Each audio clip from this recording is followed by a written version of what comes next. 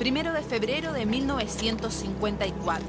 Los pirquineros Luis Gerardo Ríos y Jaime Ríos llegaron hasta la cumbre del Cerro El Plomo. Hasta que a mi abuelo le tocó abrir su pirca y cuando se da cuenta que lo que había ahí era un niño, dice que fue impresionante. Sin saberlo, realizaron un hallazgo que cambiaría la historia de la arqueología mundial. Era la primera momia encontrada a gran altura en Latinoamérica. Sí, era un indio como un ser humano, como recién que había fallecido. Sí, la piel toda intacta, las uñas, todo en pecho. Reconstruiremos la increíble travesía de miles de kilómetros de este niño y su muerte en la cima de una montaña. En el camino conoceremos una parte de la historia de Chile que se ha olvidado. Me pavimentaron el camino del Inca. ¿Cómo? Este era el camino del Inca. Y subiremos el Cerro El Plomo para llegar al lugar donde fue sacrificado. Y el niño estaba destinado a ser un protector del valle. Esta es la historia del niño del Cerro El Plomo y la de quienes lo descubrieron.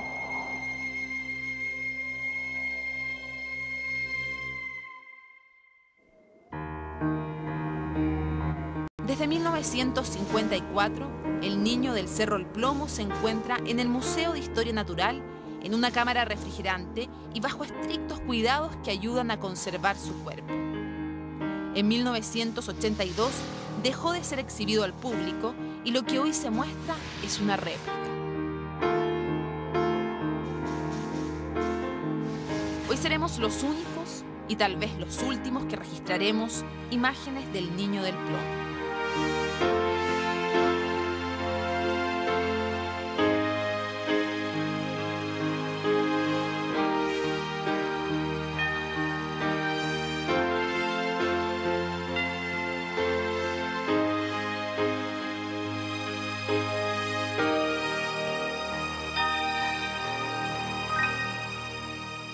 Tiene sus huesos totalmente intactos, sus órganos internos totalmente intactos, no presenta heridas, ni maltrato, es decir, no hay huellas de que haya sido maltratado.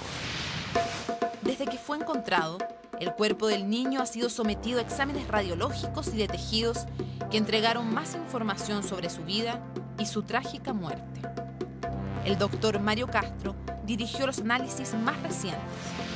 Un cuerpo conservado como es el niño está en un estado extraordinario, es decir, tiene todos los tejidos en una conservación, diría yo, casi perfecta. Permite una aproximación al pasado que es única. Aún después de muerto, el cuerpo del niño sigue hablando y revela dos secretos. El niño pesaba lo que pesa un niño normal de unos 8 a 9 años, es decir, unos 30 kilos y pico, pero hoy día el niño pesa mucho menos que eso, muchísimo menos. Y las medidas que hay revelan que va perdiendo agua todavía. Cuando llega al Valle del Mapocho tenía aproximadamente 8 años y 3 meses. Esa edad se confirmó con un odontólogo que él, al hacer la apreciación por radiografía, vio que el niño tenía 8 años, 3 meses en el momento de su muerte. El tercer secreto que se descubre es la fecha en la que habría muerto este pequeño. Alrededor de 1500, porque el ingreso de la cultura inca a Chile, a lo que hoy día es Chile, es más o menos en 1490. En esa época, una parte de lo que hoy es Chile estaba bajo la dominación inca. Las pruebas científicas nos acercan a un cuarto misterio, el origen del niño. Y ante los ojos de los expertos, las vestimentas hablan. Él iba vestido con un unco o camisa, sobre su espalda una yacoya o manta, en los pies unos mocasines, los iscu, y en la parte frontal un penacho de plumas de cóndor. El niño pertenecía a una clase privilegiada. Podría ser hijo de algún miembro militar o bien podría ser hijo de algún curaca. Evidentemente que el niño muestra rasgos de extracción amerindia. Junto con ello, este es un niño que correspondería, ¿no es verdad?, de acuerdo a todos los estudios que hay desde el punto de vista arqueológico, a un individuo de la nobleza incaica. ¿Por qué? Porque los sacrificios de este tipo correspondían a individuos que eran parte de la nobleza incaica y no, digamos, del resto de la población.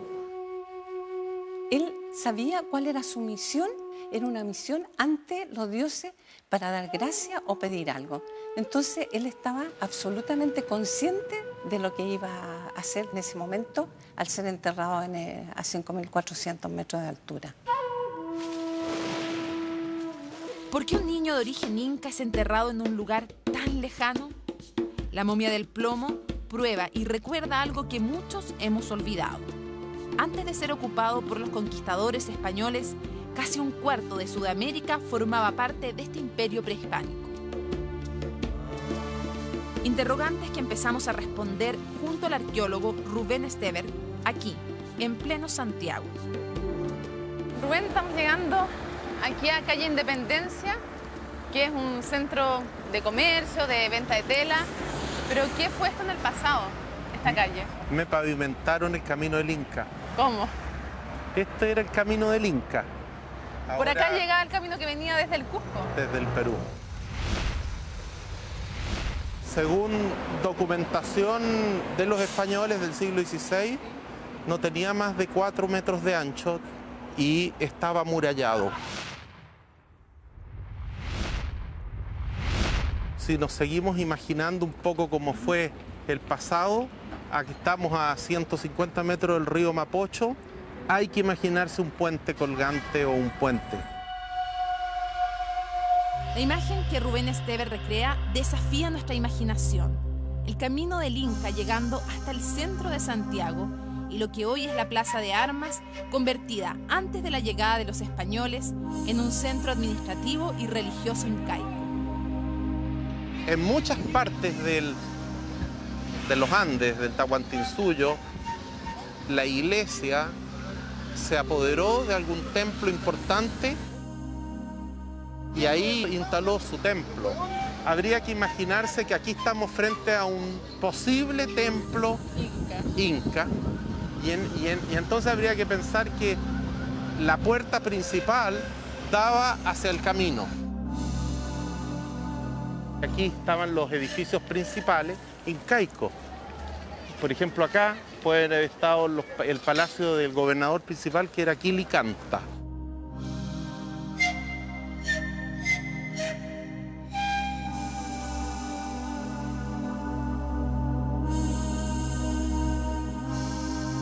¿Por qué se borró esa historia? ¿Por qué se olvidó? Había una prohibición de fundar una ciudad española sobre una ciudad incaica. Entonces Pedro Valdivia atravesó casi 2.500 kilómetros para llegar acá a caballo, sufrió muchas penurias, venía con muy poca gente, entonces obviamente que a él le convino violar esta prohibición.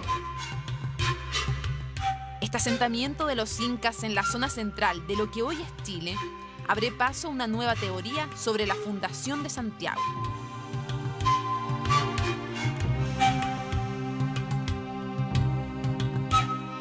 Y entonces la historia quedó como que Pedro Valdivia decidió fundar aquí la ciudad de Santiago porque se le apareció el apóstol Santiago en la mitad de una batalla.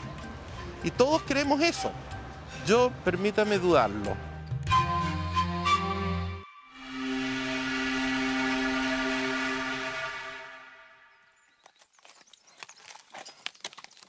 Hasta 1954, el pequeño niño inca permaneció oculto en las alturas de los Andes. Nadie sabía de su existencia, pero 3 pirquineros lograron desenterrar esta historia. Luis Gerardo Ríos, Guillermo Chacón y Jaime Ríos subieron al plomo para buscar un tesoro que, según les habían dicho, se encontraba en la cumbre. Nosotros éramos una familia numerosa y mi mamá hacía malabares. Vivíamos arrendando y toda esa cuestión. Todo lo que le pasa a toda la gente que no tiene ciertas carencias. Bueno, Guillermo Chacón, él lo invita a mi abuelo a la expedición a buscar un tesoro.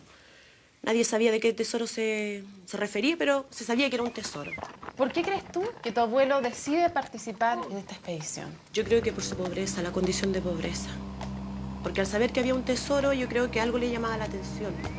De poder recoger algo para ahí, para su familia, para sus hijos, ya que era una familia numerosa. Las 3 personas que parten son puentealtinos. Entonces están en las fondas de Puente Alto que toman unos traguitos y ahí se les ocurre, oye, ¿y qué tal si vamos al cerro a hacer esta expedición? Y entonces ahí surge la idea. Ahí surge la idea de ir a hacer el plomo. Más de 5 décadas después, el único sobreviviente de quienes fueron parte de esa expedición es Jaime Ríos. Hoy tiene 78 años. Fue el tío Gerardo con Guillermo Chacón a la casa. No era yo el que iba a ir. Los tíos iban allá, los otros hermanos míos, 2 mayores que mí. Heriberto o Octavio. Ellos no quisieron ir, por eso fui yo. ¿Usted lo quiso ayudar a su tío Luis? Claro. ¿Y por qué lo quiso ayudar? ¿En qué situación estaba? Tenía su pobreza él. Entonces vamos a compartir para él y tanto para la familia de él. Eran 8 hijos, 6 hombres y 2 mujeres. Más ellos eran 10. ¿Qué llevaban para comer? Llevamos azúcar, queso, pancito y charquecito también, charque seco. Y se usaba mucho en la cordillera.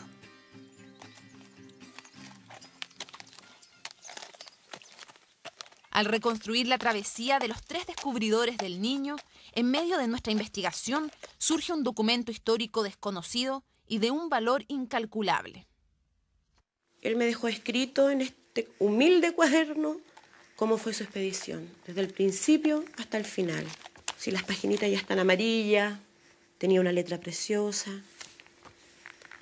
Lo terminó el 17 del 10 del 90. En medio de lo natural me siento renacer. Quisiera seguir la ruta en demanda de ese cerro El Plomo que tantas veces me ha descrito el abuelo. Árboles grandes inclinados al oriente. Tal vez el viento lo lleve en esa dirección. La hierba florecida me produce una delicia inmensa. Subieron con la fe, eran chilenos. Solo con eso subieron a 5.400 metros de altura.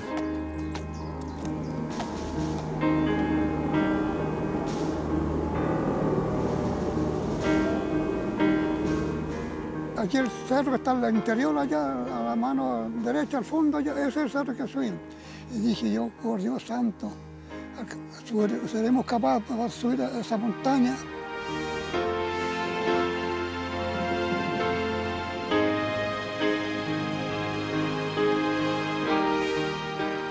El 21 de junio nace el sol, justamente en ese punto. Y de allí tiene una visión de todo Santiago. Es un cerro imponente. El Cerro El Plomo tiene que haber impresionado a todas las personas que conocieron el Valle de Santiago, incluso antes que existiera Santiago.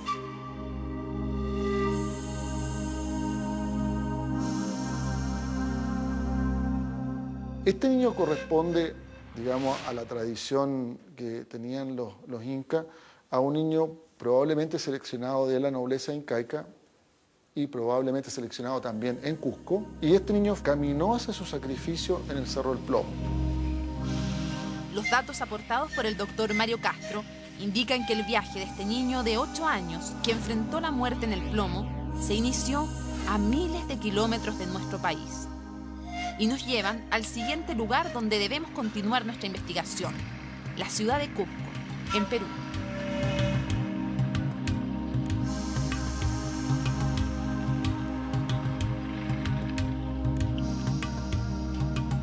Bien, la ciudad de Cusco era para los incas el centro donde podía ubicarse, digamos, la parte de élite de toda la sociedad. El Cusco era el corazón del imperio, el centro religioso y el centro administrativo.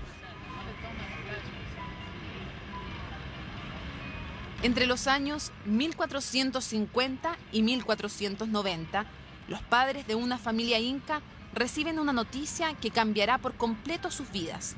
Su hijo ha ha sido elegido como la ofrenda de una de las ceremonias religiosas más importantes del imperio, la capacocha. Los sacrificios de niños, los capacochas, eran ceremonias rituales que generalmente se hacían cuando nacía el Inca o cuando fallecía. También cuando sucedían algunos acontecimientos graves en el imperio Inca. Capac en quechua significa emperador, rey. Jucha significa pena, culpa. El capajucha era cómo el Inca se liberaba de este tipo de maleficios y para que la sociedad inca recobre la armonía económica, social, política. La sangre era lo más valioso en los sacrificios. Y cuando había sangre era la ofrenda que mejor recibían las deidades. O sea, lo que más apreciaban en un tipo de ceremonia ritual era la sangre. En este caso eran los sacrificios humanos. Pero, ¿por qué este niño fue sacrificado en una cumbre? La montaña por sí es una deidad, conocida para nosotros como los apus. Entonces, estar en esta gran montaña es estar sobre una divinidad, ¿no es cierto? Y ofrendar este cuerpo es ofrendar a la Madre Tierra, a la Pachamama, ¿no?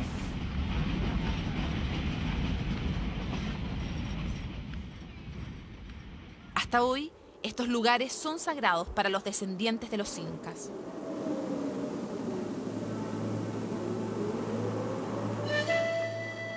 Uchay kurkuman, urayamuiko, mana saiko ikucho purispaiko. Kan kay pero mikuna llapan urko, llapan rumikuna poderoso alin kalpa kogniko.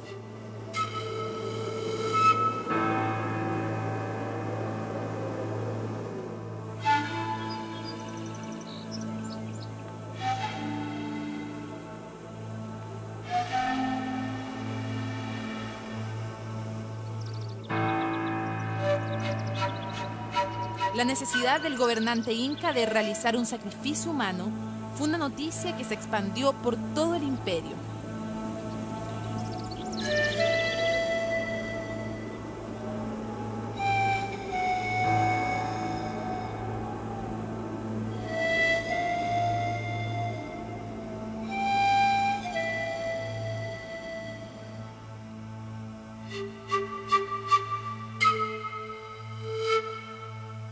Todo el Tahuantinsuyo estaba interconectado mediante el Capajñán, que es el camino inca, ¿no? Para entender un poco el quechua.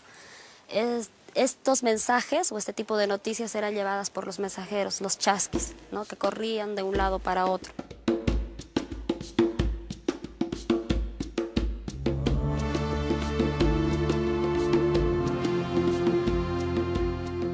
Probablemente aquí en Machu Picchu sí hubiesen estado enterados de algún acontecimiento grave, ¿no?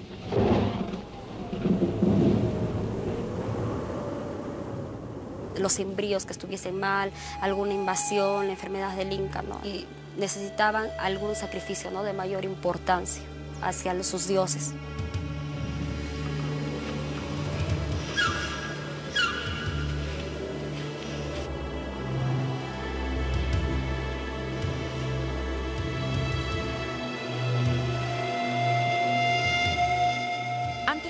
Con su destino de ser sacrificado, el niño del plomo debía pasar por el principal templo, el del Sol, llamado Coricancha, donde terminó su preparación espiritual.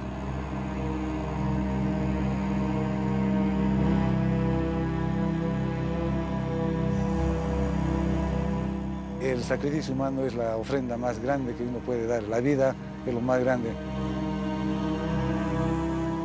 Las evidencias nos dicen que había sacrificio aquí en el Coricancha, en el templo principal, pero también se preparaba a estos jóvenes y eran llevados a los sitios donde debían ser sacrificados, ¿no? El niño del Cerro del Plomo fue uno de los primeros grandes hallazgos de las ofrendas en las grandes montañas.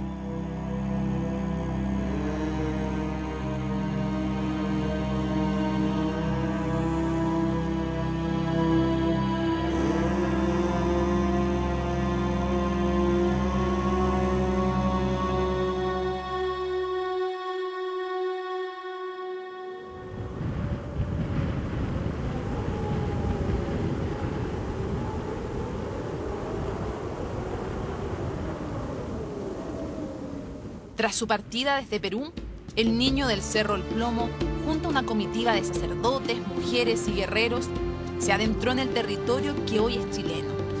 Se encontraron con el desierto más seco del mundo, el de Atacama, el obstáculo natural más duro que debieron enfrentar durante su largo peregrinaje.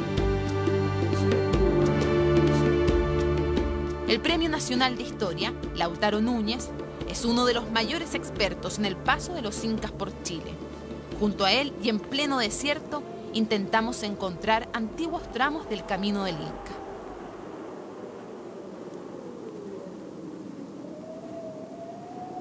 Esta parte del camino Inca, así llamado Inca, pasa uno de los territorios más inhóspitos de las Américas.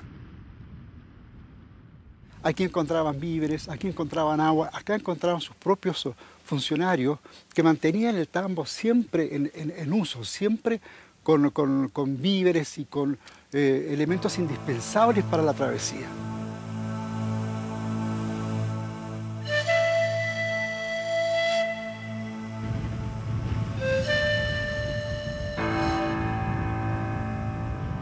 Fíjate en esas dos mantitas verdes que están así como en diagonal. Sí, perfecto. ¿La ves? Sigue la vista hacia allá y vas a encontrar un sector que las piedras están apiladas al lado derecho, sí, y apiladas al lado izquierdo. Sí. Ese es el camino intacto Inca. Tú ves que está bastante despejado hacia acá, ¿te das cuenta? Estos dos montículos. O sea, esto, todo lo que tú ves acá en medio del camino propiamente tal, era como esto, así. Esto se limpió, así. se tomó, entonces todo eso se despejó, se despejó y se fue echando toda la piedra a los bordes, y eso te significa que los bordes van delimitando, ¿no es cierto? El sendero. El sendero propiamente tal. Ahora, aquí se ve muy bien. Te das cuenta que el camino pasa justo al lado de esos dos montículos, y eso es ideología inca.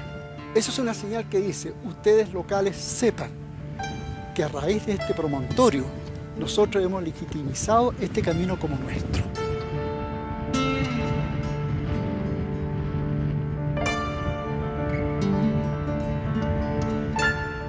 ¿Cómo podríamos imaginar a esa caravana que traía al niño del Cerro El Plomo por este camino? Bueno, de hecho el niño viene muy bien cuidado. Viene ahí, ¿no es cierto?, un círculo que va atendiendo a todo este boato que se va a culminar, que se va a reventar en Santiago con una festividad, porque esa festividad tiene que haber sido impresionante.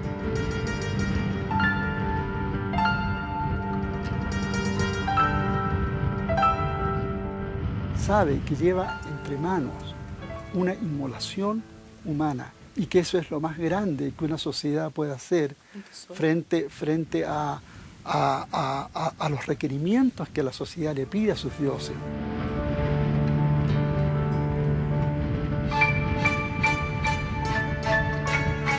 Cae la noche en el desierto. Para llegar a Santiago, a este pequeño y a su comitiva, aún les quedan 1.700 kilómetros de caminata. Un viaje épico hasta los confines del mundo inca.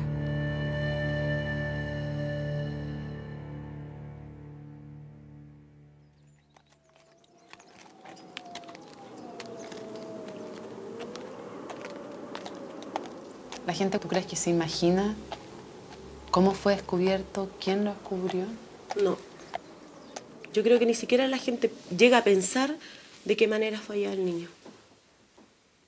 No logra ni sospechar, porque fue tanto el sacrificio que yo creo que es imaginable para las demás personas. ¿Cómo iban vestidos? ¿Cómo iban equipados?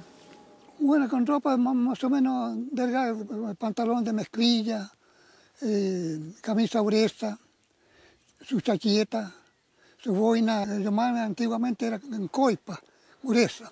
Y él protegía uno hasta acá, hasta el cuello abajo, se lo bajaba y le llevaba la pura visera uno para mirar hacia adelante. Para la cordillera en ese tiempo estaban muy desabrigados. Mucho frío, no a esa altura, bueno, leyes físicas, a mayor altura, menor temperatura. Y ellos no bien equipados. Con frío, dice, mucho frío, demasiado frío. Pero dice que fue hermoso. Y mi abuelito era tan minucioso en contarnos la historia que uno parece que iba viajando con él. Así, yo cerraba los ojos así y como que lo empezaba a ver. Hasta el frío muchas veces lo sentía así cuando le decía, oh, ya hacía un frío, hija, decía, era un frío, pero que los huesos sí dolían. Tras 2 días de penosa caminata en busca del tesoro enterrado, los pirquineros avanzaron a la cumbre. Recorro el lugar. Otro tanto hace Jaime. Habiendo recuperado el aliento, dije a mi sobrino, aprovechemos el buen tiempo y manos a la obra. Sin equipamiento para el frío y para la altura, los pirquineros lograron la hazaña de escalar el macizo y encontraron unas construcciones de piedra precolombinas. Están a punto de cambiar la historia de la arqueología. Las 3 pircas son unas construcciones en piedra que están en la cima de la montaña. Seguí tirando la tierra que podía extraer, con la herramienta seguía tratando de remover en ese lugar, lo que nos estaba quitando un tiempo precioso. Primeramente salió, no me acuerdo bien si fue el llama de oro o de coarte y marfil, chiquitito la figura. Entonces yo le digo al tío Gerardo, sí, tío, mire, los monitos están saliendo, le digo yo.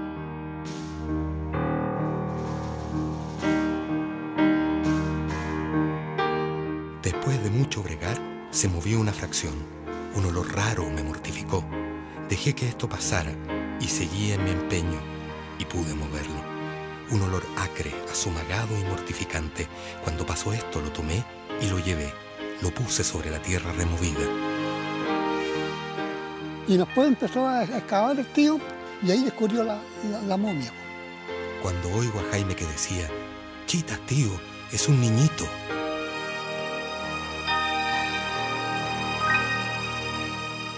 Inmediato lo dimos cuenta que era un niño. El indio estaba vestido con no tenía ropa así vestida, tenía aquí una faja azul, amarillo y negra, de esta parte hasta acá.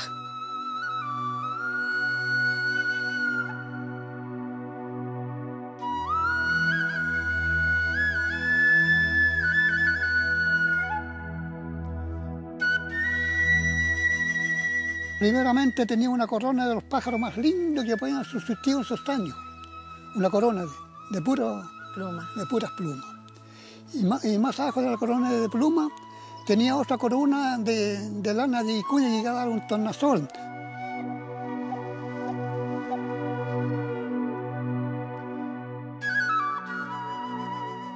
¿Qué hizo Luis con el niño?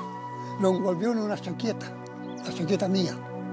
Y como nunca me hacían falta cordeles gruesos así, y formaron una soguita. Entonces hizo una soguita, lo envolvió y se lo echó a la espalda. Como un bultito. Un bulto, claro. ¿Qué significa para usted haber encontrado al niño del Cerro El Plomo? Un poco de emoción, un poco de una emoción que le da que... Porque en ningún país ha sido encontrado una India tan bien conservada como la que encontramos nosotros. Y eso es un orgullo más grande para nosotros. Una modesta persona, de estas palabras, van a ir, estas modestas palabras, van a ir escritas en letras de oro, que yo las lleve a la eternidad y al otro mundo, para siempre. Luego vertió Gerardo, y ese fue el otro mundo.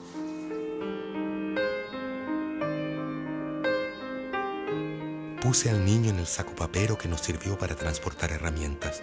Lo acomodé lo mejor que pude. Di unas miradas en los alrededores. Inicié el regreso portando el saco que contenía al niño.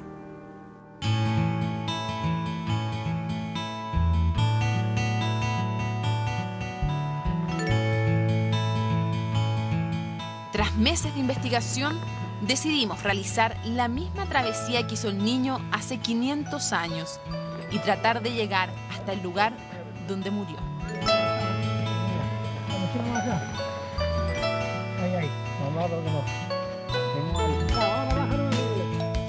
Nuestro viaje comienza aquí, en el campamento La Yareta, a 3.200 metros de altura. Nos acompañan instructores especializados en alta montaña y arrieros de la zona. Lo que viene ahora es el término de este proyecto, que es ascender a la cumbre del Cerro del Plomo. El camino que vamos a hacer ahora se supone que es el mismo sendero que hizo el niño cuando lo vinieron a depositar para su sacrificio en la cumbre. ¿Qué tan difícil es la ascensión completa al Plomo, Hernán? Mira, es bastante duro, primero porque estás a mucha altura. Ya vamos a partir más o menos de los 4.300 metros de altura y tenemos que llegar casi a los 5.500. Cuando tú llegues ahí vas a pensar cómo es posible que ellos hayan subido. Bueno, yo creo que es hora de que partamos, ya tenemos un largo viaje que recorrer.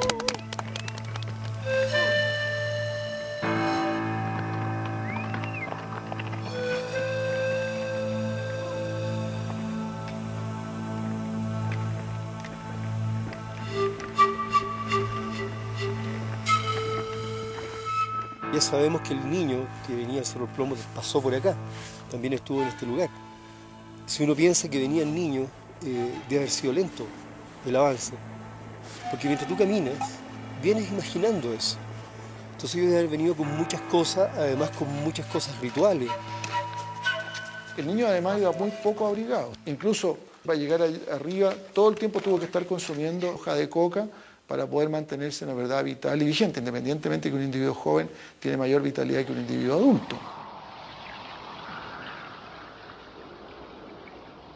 En el camino, justo donde nace el río Mapocho, vemos por primera vez construcciones incas. Verdaderamente los primeros andinistas en el mundo fueron los incas. No solo transitaron en las montañas, sino que subieron a sus cumbres, hicieron construcciones y grandes construcciones. Bueno, este se supone que sería un lugar de tránsito para llegar a un lugar de descanso, ¿no es cierto? Porque el ascenso a la cumbre es largo y bueno, no era con los medios, ¿no es cierto?, que tenemos en la actualidad, que nos favorecen muchísimo y a pesar de eso tampoco es fácil.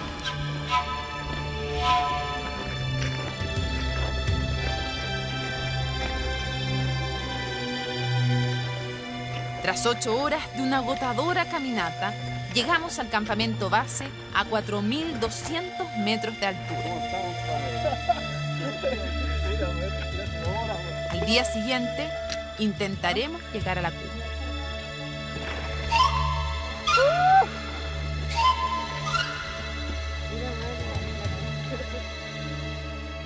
Este es el punto donde la mayoría de los grupos de montañistas actuales lo utilizan como campamento base.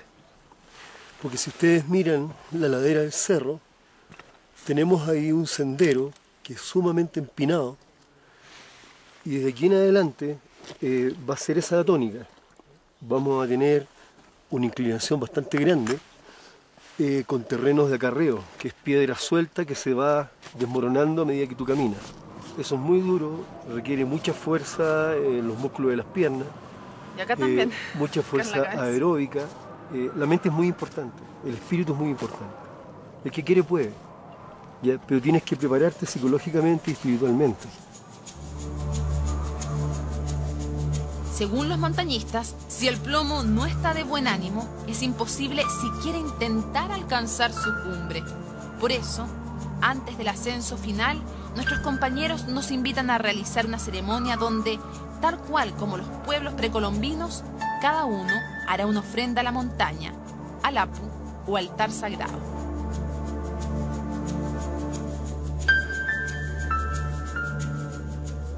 Nosotros lo que vamos a hacer acá es una rogativa. El cerro nos va a permitir subir, llegar a la cumbre y nosotros le vamos a entregar algunos elementos, principalmente comida, porque este es un cerro macho. Yo voy a ser el primero, ¿no? Gran Apu, te agradecemos que nos permita subir. Te ofrendamos aquí la hoja de coca, la hoja sagrada de los Andes, y te la vamos a depositar en la pacheta. Para ti, Gran Apu, el plomo. Quiero ofrendar algo muy especial para mí, pues es una madera aromática que su humo logra llegar más allá de la atmósfera, elevarse hacia el cielo y en muchas ocasiones logra ayudar también a purificarlo.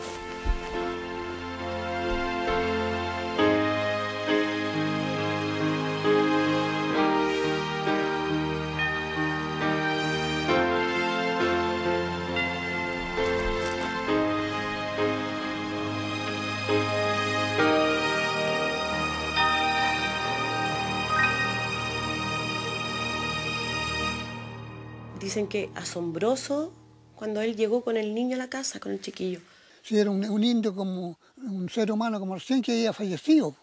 Si la piel todo intacta, todo, las uñas, todo en pecho. El niño queda en un ropero adentro ahí guardado. Y después lo colocan sobre una mesa porque empezó a llegar la gente, empezaron a llegar los vecinos, qué sé yo, para verlo. Y empezaron a llegar primero los vecinos, empezó a correr la voz, después empezó a llegar prensa, después gente de otros países. Dicen que las filas eran, pero inmensas de larga, porque se hacía un círculo. Alrededor y todos iban saliendo.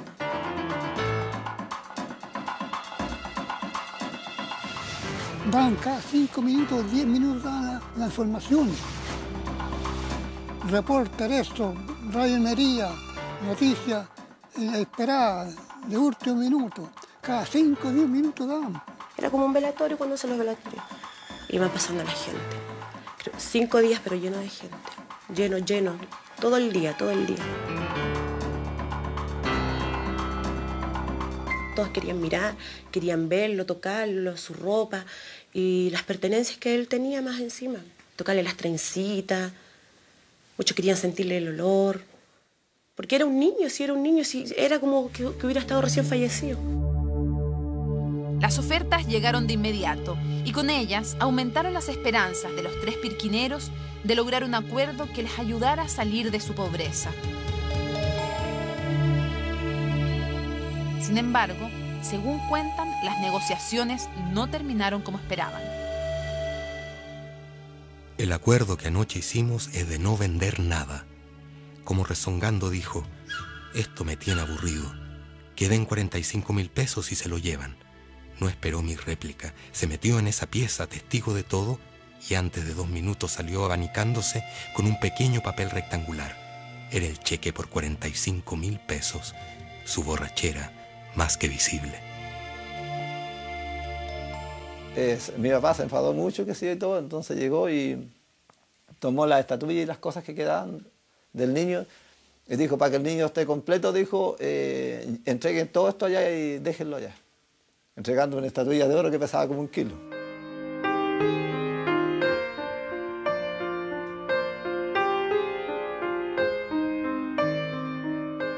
No sé, lo que más le molestaba es que se hubieran burlado de él. Ellos sentían, yo creo que los 3 en el fondo sentían como que se burlaron de su pobreza. Todos sentían lo mismo. Doy por terminada la narración de los hechos. Si alguien los oyera o los leyera, quiero que lean la realidad del hallazgo más importante encontrado a mayor altura y en mejor estado de conservación. Descubrimiento realizado por los seres más torpes e ignorantes.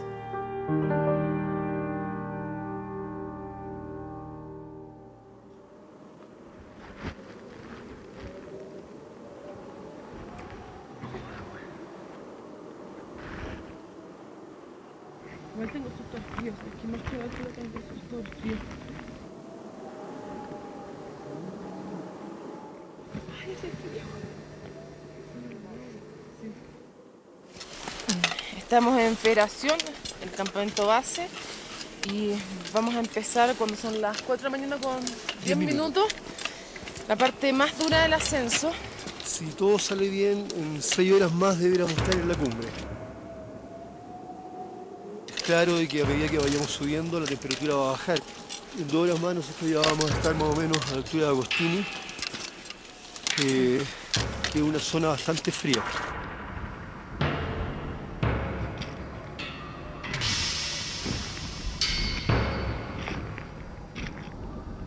Amanece. Los efectos de la altura son cada vez más evidentes. Imposible no preguntarse cómo un niño de 8 años pudo soportar este viaje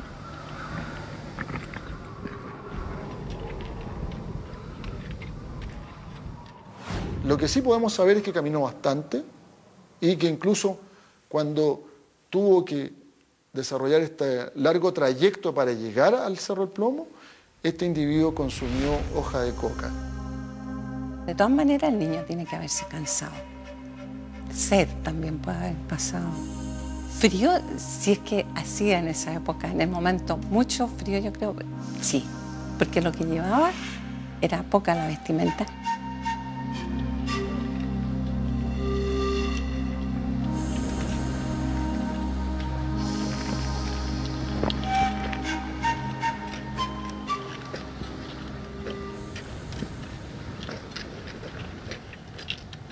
No sabemos en qué medida el niño estaba en conocimiento que él iba a un destino que era un destino final.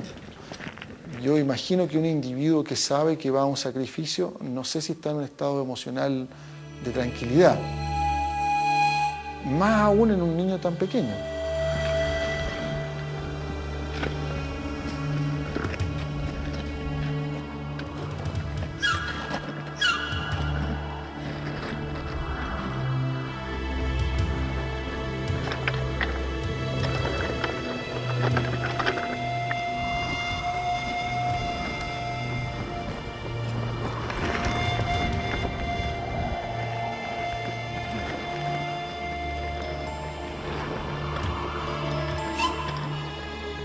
Acabamos de llegar al adoratorio, estamos a 5.200 metros de altura exactamente, hay un viento horroroso, frío. Fueron 6 horas y media de caminata.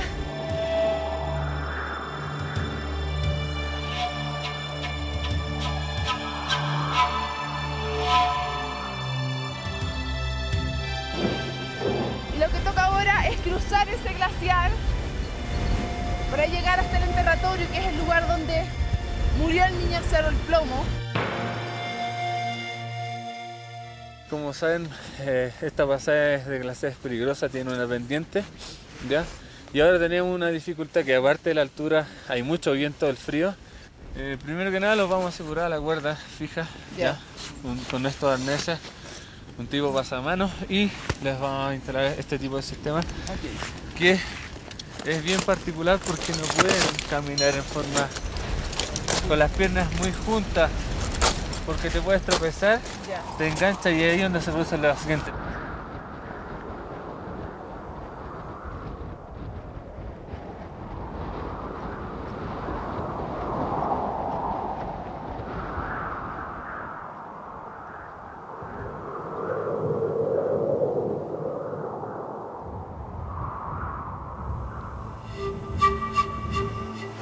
En la planta de los pies hay trazas de que hay un desgaste.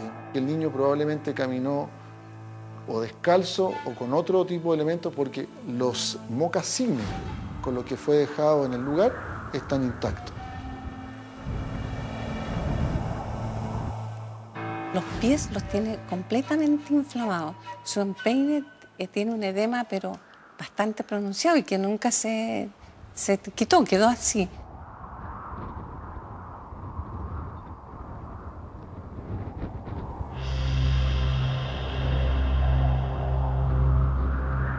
Al igual que los incas hace 500 años, ahora nosotros estamos a escasos metros de la cumbre del Plomo, el lugar donde sepultaron al niño. El niño fue enterrado vivo, no fue muerto en forma traumática, por lo tanto yo hablo de ofrenda y no de sacrificio.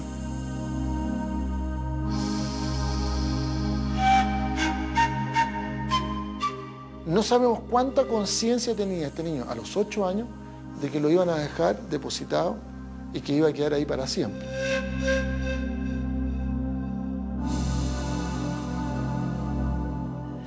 Es probable que le dieran algún brebaje y que el niño, al recibir ese brebaje, se fue quedando dormido y el niño cae en el sueño. ¿Cuánto tiempo después que está dormido dejan el lugar las personas? ¿Cuánto tiempo se demoran en depositarlo? El niño ya estaba con frío porque el niño está abrazándose, estaba no con gran cantidad de vestuario. Y se alejan del lugar y dejan a este niño cerrado. Se durmió y pasó del sueño a la muerte sin darse cuenta. Y la muerte del niño es fundamentalmente por hipotermia.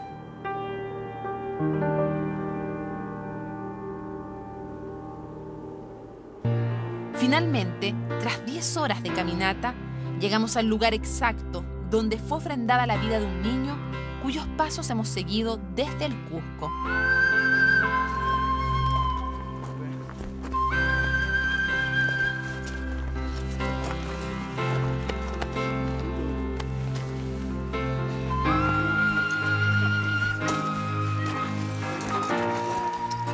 Este es un lugar privilegiado del cerro porque de alguna manera se domina todo el Valle de Santiago y el niño está destinado a ser un protector del valle. Por lo tanto, este lugar fue elegido especialmente.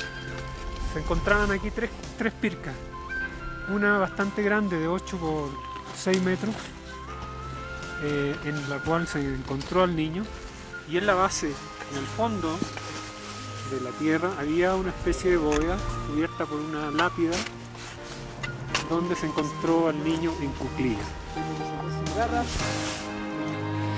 Tremendo el plomo. Para nosotros este es el sector donde está el lugar donde se depositó en ofrenda, en este caso ya es Santiago, un niño que era el tesoro, ¿cachai? El tesoro más grande que puede haber tenido una persona, y él es el protector nuestro y de toda la gente que vive acá. Y digo, es cosa de ver la gente emocionada, es imposible no emocionarse.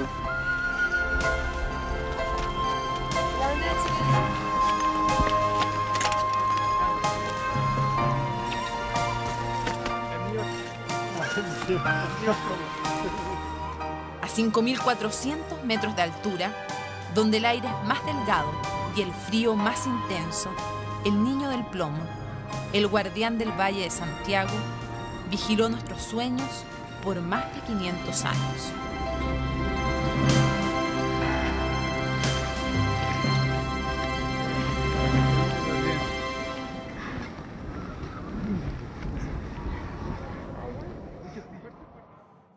Hoy es un día especial para la familia Ríos. Antonio y Paulina cumplen el deseo que su padre y su abuelo jamás pudieron realizar: visitar al niño del plomo en el museo. Nos acompaña Jaime Ríos, quien se encontrará frente a frente con los restos del pequeño Inca, como lo hizo hace 55 años. ¿Tú has visto alguna vez al niño? Nunca lo he visto, a no ser por foto. Esta será mi primera vez. Estoy ansiosa, nerviosa, tengo sensaciones encontradas. A pesar de los años que así ya, era para emocionarse de verla nuevamente otra vez. Recordar un poco esos tiempos, esa época, esos años. Siento que voy a ver un hijo más de mi padre. Porque eso era para él, su chiquillo, su niño, que todos conocen como la momia del Cerro Plomo. La vida hace un círculo, aquí se completa el círculo.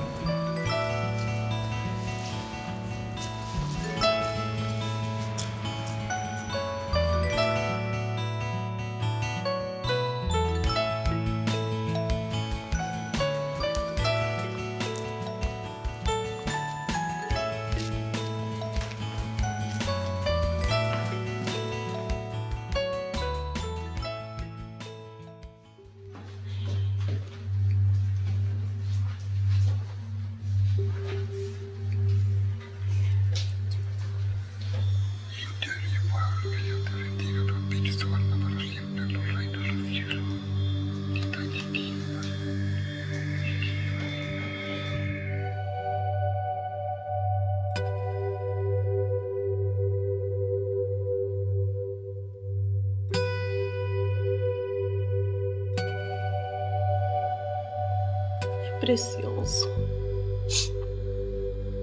Es lindo.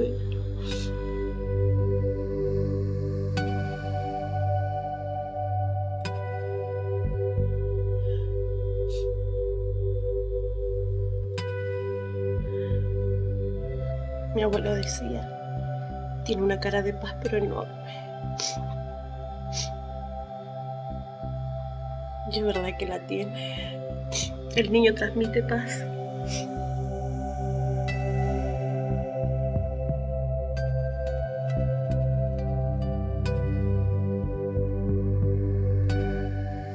Es algo hermoso, o sea, detrás de ella y frente a ella está el recuerdo de mi padre. Viejo, misión cumplida, lo hicimos. Y ahora las cosas están cumplidas, entonces uno se va feliz, contento.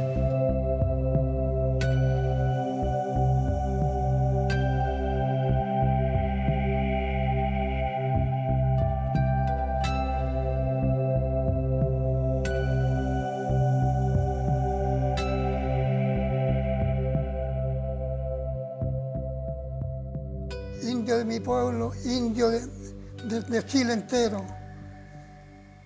Estas últimas palabras me han escrito en letras de oro, a pecha guardará para siempre en los reinos de los cielos. Gracias, indio de mi pueblo, que Dios te tenga descansando en paz para siempre en los reinos de los cielos. Gracias.